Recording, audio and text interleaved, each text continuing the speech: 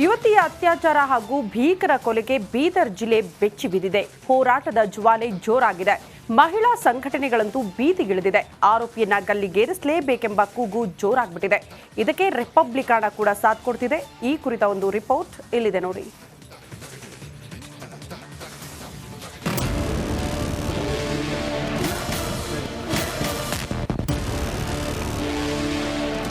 ಊರ ಹೊರವಲಯದಲ್ಲಿ ಯುವತಿ ಶವಕ್ಕಾಗಿ ಹುಡುಕಾಟ.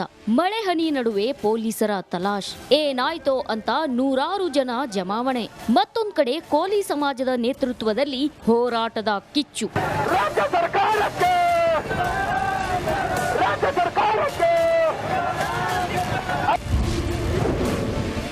ಬೀದರ್ನಲ್ಲಿ ಯುವತಿ ರೇಪ್ ಅಂಡ್ ಮರ್ಡರ್. ಮುಳ್ಳಿನ ಪೊದೆಯಲ್ಲಿತ್ತು ಯುವತಿಯ ಕಳೆಬರಹ. ಆರೋಪಿಗಳನ್ನ ಗಲ್ಲಿಗೇರಿಸುವಂತೆ ಹೋರಾಟ. ಮಹಿಳಾ ಸಂಘಟನೆಗಳ ಕೂಗಿಗೆ ರಿಪಬ್ಲಿಕ್ ಧ್ವನಿ. ಅವರಿಗೆ ಫಾಸಿ ಶಿಕ್ಷೆ ಕೊಡುವಂತ ಕೆಲಸ ಮಾಡ್ಬೇಕು. ನೀವು ಇವಾಗ ಏನಪ್ಪಾ ನಮ್ಮ ಹೆಣ್ಮಕ್ಳ ಮ್ಯಾಗೆ ನಮ್ಮ ಅಕ್ಕ ತಂಗಿಯರ ಮ್ಯಾಗೆ ಏನಪ್ಪಾ ಅಂದ್ರೆ ಅಲ್ಲೇ ಆಗ್ಲತ್ತವ. ನೀವು ತಡೆ ಅಂತ ಕೆಲಸ ಮಾಡಬೇಕು. ರಾಷ್ಟ್ರ ರಾಜಧಾನಿ ದೆಹಲಿ, ದೀದಿನಾಡು ಪಶ್ಚಿಮ ಬಂಗಾಳದಲ್ಲಿ ಮಾತ್ರವಲ್ಲ, ನಮ್ಮ ರಾಜ್ಯದಲ್ಲೂ ಭೀಭತ್ಸ ಕೃತ್ಯವೊಂದು ನಡೆದು ಹೋಗಿದೆ.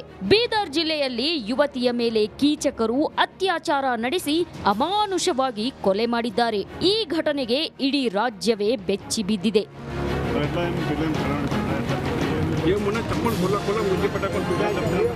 ಬಸವ ಕಲ್ಯಾಣ ತಾಲೂಕಿನ ಗುಣತೀರ್ಥವಾಡಿ ಗ್ರಾಮದಲ್ಲಿ ಕಳೆದ 3 ದಿನಗಳ ಹಿಂದೆ ನಾಪತ್ತೆಯಾಗಿದ್ದ 18 ವರ್ಷದ ಯುವತಿ ಕೆಲವೇ ದಿನಗಳಲ್ಲಿ ಶವವಾಗಿ ಪತ್ತೆಯಾಗಿದ್ದಾಳೆ. ಯುವತಿ ತಲೆ ಮೇಲೆ ಕಲ್ಲು ಎತ್ತಿ ಹಾಕಿ ಕೊಲೆ ಮಾಡಿ ಮುಳ್ಳು ಕಂಟಿಯಲ್ಲಿ ಎಸೆದು ಹೋಗಿರುವ ಶಂಕೆ ವ್ಯಕ್ತವಾಗಿದೆ. ಸುದ್ದಿ ಸ್ಫೋಟ ಆಗ್ತಿದ್ದಂತೆ ಕೋಲಿ ಸಮಾಜದ ಬಾಂಧವರು ರೊಚ್ಚಿಗೆದ್ದು ಬೀದಿಗೆ ಇಳಿದ್ರು. ಪಾಪಿಗಳನ್ನ ಗಲ್ಲಿಗೆ ಏರಿಸುವಂತೆ ಆಗ್ರಹಿಸಿದ್ರು. ಜಿಲ್ಲಾ ಬಿಜೆಪಿ ಕಾರ್ಯಕರ್ತರು ಹೋರಾಟಕ್ಕೆ ಸಾಥ್ ನೀಡಿದ್ರು.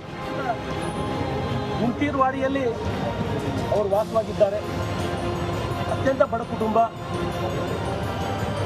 ಭಾಗ್ಯಶ್ರೀ ಕೊಲೆಯನ್ನ, ಅಮಾನವೀಯ ಕೃತ್ಯವನ್ನ ನಿಜವಾಗ್ಲೂ ನೋಡಿದ್ರೆ ಎಂಥವ್ರನ್ನು ಕಳ್ಳ ಚೂರು ಅಂತಕ್ಕಂಥ ಘಟನೆ ಇದು. ಮಹಿಳಾ ಸಂಘಟನೆಗಳ ಕೂಗಿಗೆ ರಿಪಬ್ಲಿಕ್ ಧ್ವನಿಯಾಗಿದೆ. ಜಿಲ್ಲಾ ಉಸ್ತುವಾರಿ ಸಚಿವ ಈಶ್ವರ್ ಖಂಡ್ರೆ, ಶಾಸಕ ಶರಣು ಸಲಗಾರ್ ಯುವತಿ ಮನೆಗೆ ಭೇಟಿ ನೀಡಿ ಕುಟುಂಬಸ್ಥರಿಗೆ ಸಾಂತ್ವನ ಹೇಳಿದ್ರು. ಸಚಿವ ಖಂಡ್ರೆ ಹಾಗೂ ಶಾಸಕ ಸಲಗರ್ ವೈಯಕ್ತಿಕವಾಗಿ ತಲಾ 1 ಲಕ್ಷ ರೂಪಾಯಿ ಪರಿಹಾರ ನೀಡೋದಾಗಿ ಘೋಷಿಸಿದ್ದಾರೆ. ಈ ಒಂದು ಪ್ರಕರಣದಲ್ಲಿ ಆರೋಪಿಗೆ ತಕ್ಷಣ ದಸ್ತಗಿರಿ ಮಾಡಬೇಕು, ಜೊತೆಯಲ್ಲಿದ್ದವರಿಗೂ ದಸ್ತಗಿರಿ ಮಾಡಬೇಕು, ಮತ್ತು ಅತ್ಯಂತ ಕಠಿಣವಾದಂಥ ಶಿಕ್ಷೆ ಆಗುವಂಥ ರೀತಿಯಲ್ಲಿ ನೀವು ಎವಿಡೆನ್ಸ್ ಆಗಲಿ ಮತ್ತೊಂದಾಗಲಿ ಸಿದ್ಧಪಡಿಸಬೇಕು ಅನ್ನೋಂಥ ಸೂಚನೆಯನ್ನು ಕೊಟ್ಟಿದ್ದೇನೆ. ಜಿಲ್ಲಾ ಪೊಲೀಸ್ ಇಲಾಖೆ 3 ಆರೋಪಿಗಳನ್ನ ಹೆಡೆಮುರಿ ಕಟ್ಟಿದೆ. ಯುವತಿ ಕೊಲೆ ಕೇಸ್ ಆರೋಪಿಗಳಿಗೆ ಕಠಿಣ ಶಿಕ್ಷೆ ಆಗುತ್ತಾ ಅನ್ನೋದೇ ಯಕ್ಷ ಪ್ರಶ್ನೆಯಾಗಿದೆ. ಮಲ್ಲಿಕಾರ್ಜುನ್ ಮರಕಲೆ, ರಿಪಬ್ಲಿಕ್ ಕನ್ನಡ, ಬೀದರ್. ಬಡ ಗರ್ಭಿಣಿಯರಿಗೆ ಅನುಕೂಲ ಆಗಬೇಕು ಅನ್ನೋ ನಿಟ್ಟಿನಲ್ಲಿ ನಿರ್ಮಿಸಿದ್ದ ಹೆರಿಗೆ ಆಸ್ಪತ್ರೆಯೊಂದು ಅಧಿಕಾರಿಗಳ ನಿರ್ಲಕ್ಷ್ಯದಿಂದ ಅನೈತಿಕ ಚಟುವಟಿಕೆಗಳ ತಾಣವಾಗ್ಬಿಟ್ಟಿದೆ. ಎಲ್ಲಿ ಏನಾಯ್ತು ಅಂತೀರಾ? ಈ ಕುರಿತ ಸ್ಟೋರಿ ಇಲ್ಲಿದೆ ನೋಡಿ.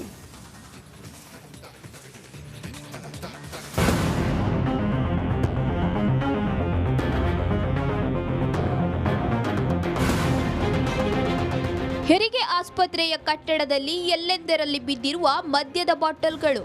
ಹೊಸದಾಗಿ ನಿರ್ಮಿಸಿದ ಆಸ್ಪತ್ರೆಯ ಗಾಜುಗಳು ಪೀಸ್ ಪೀಸ್.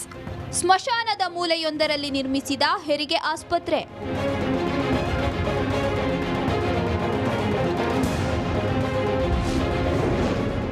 ಅನೈತಿಕ ಚಟುವಟಿಕೆಗಳ ತಾಣವಾದ ಹೆರಿಗೆ ಆಸ್ಪತ್ರೆ.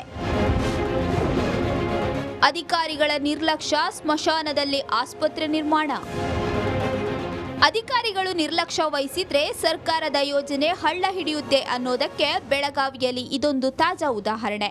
ಗರ್ಭಿಣಿಯರಿಗೆ ಸದುಪಯೋಗ ಆಗಬೇಕಿದ್ದ ಹೆರಿಗೆ ಆಸ್ಪತ್ರೆ ಅನೈತಿಕ ಚಟುವಟಿಕೆಗಳ ತಾಣವಾಗಿದೆ.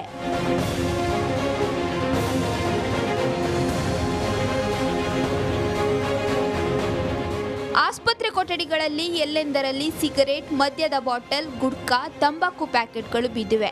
2022ರಲ್ಲೇ ಹೆರಿಗೆ ಆಸ್ಪತ್ರೆ ಕಾಮಗಾರಿ ಮುಗಿದಿದ್ರೂ ಈವರೆಗೆ ಉದ್ಘಾಟನೆ ಭಾಗ್ಯ ಕಂಡಿಲ್ಲ. ಗ್ರಾಮದ ಮಧ್ಯೆ ಹೆರಿಗೆ ಆಸ್ಪತ್ರೆ ನಿರ್ಮಾಣ ಮಾಡೋ ಬದಲು ಸ್ಮಶಾನದಲ್ಲಿ ಹೆರಿಗೆ ಆಸ್ಪತ್ರೆ ನಿರ್ಮಿಸಿದ್ದಾರೆ. ಈಗಲಾದರೂ ಅಧಿಕಾರಿಗಳು ಎಚ್ಚೆತ್ತು ಗ್ರಾಮದೊಳಗೆ ಹೆರಿಗೆ ಆಸ್ಪತ್ರೆ ನಿರ್ಮಿಸಬೇಕಾಗಿದೆ. ಮೈಲಾರಿ ಪಟಾತ, ರಿಪಬ್ಲಿಕ್ ಕನ್ನಡ, ಬೆಳಗಾವಿ.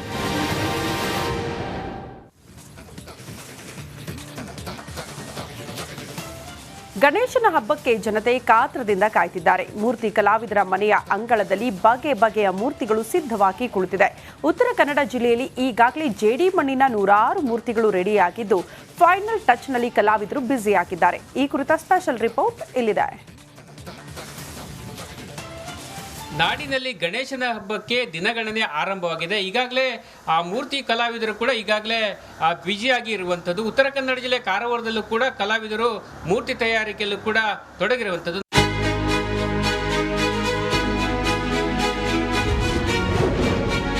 ನಾಳೆ ಗಣೇಶ ಚತುರ್ಥಿ ಸಂಭ್ರಮ ಸಡಗರ. ಜೇಡಿ ಮಣ್ಣಿನ ಮೂರ್ತಿಗೆ ಭಾರಿ ಡಿಮ್ಯಾಂಡ್. ಸಾಲಾಗಿ ಇಟ್ಟಿರುವ ಗಣೇಶನ ಮೂರ್ತಿಗೆ ಫೈನಲ್ ಟಚ್ ನೀಡುತ್ತಿರುವ ಕಲಾವಿದರು. ಗಣೇಶ ಚತುರ್ಥಿಗೆ ಕೌಂಟ್ ಡೌನ್ ಶುರುವಾಗ್ತಿದ್ದಂತೆ ಕಲಾವಿದರು ಬ್ಯುಸಿಯಾಗಿದ್ದಾರೆ. ಕಾರವಾರದ ಶಿರಾವಾಡದ ಗಜ ಆಚಾರಿ ಕುಟುಂಬ ಅನಾದಿ ಕಾಲದಿಂದಲೂ ಮೂರ್ತಿ ತಯಾರಿಕೆಯಲ್ಲಿ ತೊಡಗಿದೆ. ಜೇಡಿ ಮಣ್ಣಿನಿಂದ ತಯಾರಿಸುವ ಇವರ ಮೂರ್ತಿಗೆ ಭಾರಿ ಬೇಡಿಕೆ ಇದೆ. ಈ ಬಾರಿ ಸುಮಾರು 90 ಮೂರ್ತಿಗಳನ್ನ ಮಾಡಿದ್ದಾರೆ. ಗರುಡನ ಮೇಲೆ ಕುಳಿತ ಗಣೇಶ, ನವಿಲಿನ ಮೇಲೆ ಗಣಪ, ಹೀಗೆ ತರತರಹದ ಗಣೇಶನ ಮೂರ್ತಿಗಳನ್ನ ತಯಾರಿಸಿದ್ದಾರೆ. ಅಂದರೆ ಈಗ ಒಂದು ಹಿಂಗೆ ಇಲಿ ಮೇಲೆ ಕುತ್ಕೊಂಡಿದ್ದು, ಈಗ ಗರುಡ ಹಿಂಗೆ ಅವರು ಹಿಂಗೆ ಫೋಟೋ ತಂದು ಕೊಟ್ಟರೆ ನಾವು ಆ ಟೈಪ್ ಹಿಂಗೆ ಮಾಡ್ಕೊಂಡು ಕೊಡ್ತೀವಿ. ಈಗ ಫುಲ್ ಬ್ಯುಸಿ ಇರ್ತಾರೆ ನಾವು ಈಗ ಅಂದರೆ ಡೆಕೋರೇಷನ್ ಕೆಲಸ ಎಲ್ಲ ತೊಗೊಂಡಿರ್ತಾರಲ್ಲ, ಅದೆಲ್ಲ ಮಾಡ್ಲಿಕ್ಕೆ ಹಿಂಗೆ ನೈಟ್ ಎಲ್ಲ ಫುಲ್ ಬ್ಯುಸಿ ಇರ್ತದೆ. ಉತ್ತರ ಕನ್ನಡ ಜಿಲ್ಲೆಯಲ್ಲಿ ತಲೆತಲಾಂತರಗಳಿಂದ ಮೂರ್ತಿ ತಯಾರಿಸುವ ಕುಟುಂಬವಿದೆ. ಶಿರಾವಾಡದ ನಂದ ಆಚಾರಿ ಕುಟುಂಬವೂ ಹೌದು. ಅವರ ಮೊಮ್ಮಗ ಅಕ್ಷಯ್ 6 ವರ್ಷದವನಿರುವಾಗಲೇ ಮೂರ್ತಿ ತಯಾರಿಕೆ ಮಾಡ್ತಿದ್ದಾನೆ. 1 ಅಡಿಯಿಂದ 6.5 ಅಡಿ ಎತ್ತರದ ಮೂರ್ತಿಗಳನ್ನ ತಯಾರಿಸಿದ್ದಾರೆ. ಇವತ್ತಿನ ಮೊಬೈಲ್ ಟಿವಿ ಯುಗದಲ್ಲಿ ಎಲ್ಲವನ್ನ ಬದಿಗೊತ್ತಿ ಬಳುವಳಿ ಆಗಿ ಬಂದಿರುವ ಮೂರ್ತಿ ಕಲೆಯನ್ನ ಮಕ್ಕಳು ಮುಂದುವರಿಸುತ್ತಿರುವುದಕ್ಕೆ ಅವರ ತಾಯಿ ಸಂತಸ ವ್ಯಕ್ತಪಡಿಸಿದ್ದಾರೆ. ಶಿಕ್ಷಣ ಜೊತೆಗೆ ಅವರು ಕಲೆಯನ್ನು ಕೂಡ ರೂಢಿಸ್ಕೊಂಡು ಹೋಗ್ತಾ ಇದ್ದಾರೆ. ಅದೊಂದು ನನಗೆ ತುಂಬ ಖುಷಿ ಅನಿಸ್ತದೆ.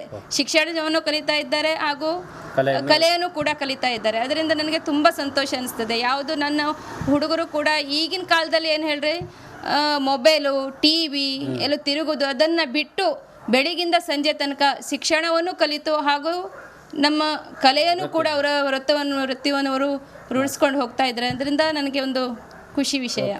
ಕಲಾವಿದರ ಮನೆಯಲ್ಲಿ ಅಮೂರ್ತ ರೂಪ ಪಡೆದುಕೊಂಡ ಗಣೇಶನನ್ನ ಬೀಳ್ಕೊಡಲು ಕಲಾಕಾರರು ಸಿದ್ಧತೆ ನಡೆಸಿದ್ದಾರೆ. ಇನ್ನು ಮನೆಯಲ್ಲಿ ಸಾರ್ವಜನಿಕ ಗಣೇಶನ ಪ್ರತಿಷ್ಠಾಪನೆಗೆ ಕ್ಷಣಗಣನೆ ಆರಂಭವಾಗಿದೆ.